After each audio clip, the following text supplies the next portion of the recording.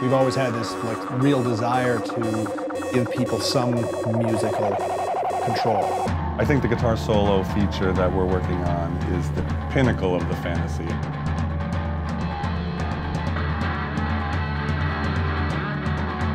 I was working on this stuff at the time, and it was like, oh, this would be a neat thing to work on. Oh, well, the freestyle guitar solo feature.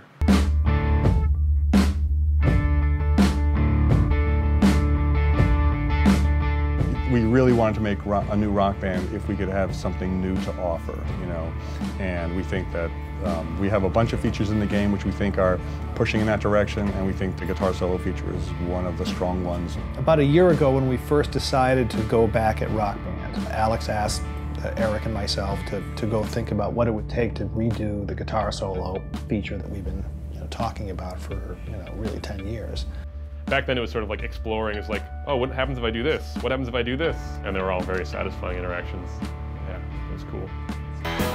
Real musicians, they start just learning what other people do and copying, and it takes a while before people can kind of like find their own voice. For me, it's definitely like a wish fulfillment thing. I'm a decent bass player and a very mediocre guitar player. I could never play at the level that this thing allows you to play at. And I think that this feature sort of shoves that right in your face. I just look forward to cranking it up because, it really gives me this superpower that I would never otherwise have. The way this feature ties into the whole theme of Rock Band 4. It's not that hard to use. You can kind of spam the controller and cool guitar solos fly out of it. You really are on stage. If you apply yourself and learn, all the ins and outs of it, you're playing with a band. You can really make it sing. With other people, and there's an audience watching you. In a way that's really creatively satisfying.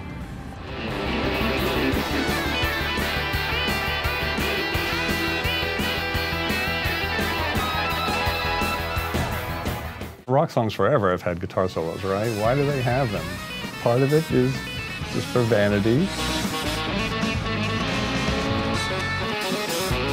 If you're at the mode where you're a skilled soloist, your kind of musical thoughts just flow through your fingers out into the air without you necessarily thinking very carefully about it. It's part of the culture. We want to hear those like stinging notes coming out and flying around the fretboard really quickly. And it feels amazing. It's one of those things that seems like a pipe dream. Like if you told me before I saw the initial prototype that you wanted to add this to Rock Band 4, I would have said, that's a cool idea. I don't see how it would really work.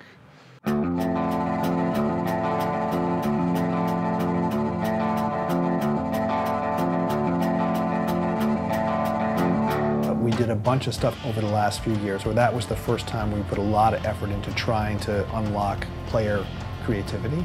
Basically, we've created a whole audio playback system that once we had that, we were like, oh, well now we can do this thing with it. And we just started working on a prototype. That's, I think, very true to what the company's always really tried to do. Bring the joy of playing music to non-musicians. And so in that way, Harmonix really is the backing band trying to support you, the musician, to make sure that no matter what you're doing, you actually sound pretty good all the time. Well, there's an unlimited number of unique guitar tones out there in the world. So we can, with the bias amp tech that we're licensing from Positive Grid, we can get a huge variety of very realistic, very authentic amp tones. The kind of technique behind what we're doing sort of is this mixture of stuff where the system kind of helps push along and helps things sound good. I think that the guitar solo feature constitutes new music gameplay. And other things where the player's completely in control of everything that they're doing. It's still gameplay, it gives you prompts, but you have a lot of freedom within that to kind of take it whatever direction you want. We often forget how complicated things really are. We get to the point where we think all of this stuff is simple, and we're like, oh wait, it's based on this base of knowledge that we've taken us our lifetimes to build up. I think we're at the point here in the studio where anybody who's playing Rock Band, no one is pining for the day, the old days when we had to beat match the solos.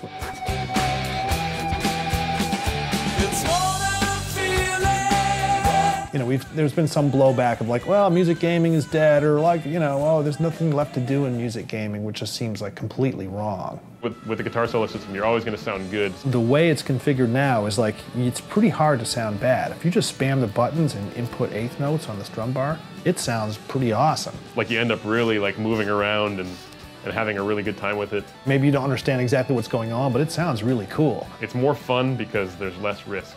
And I think this is a good demonstration of one solid idea about like where you might take music gaming.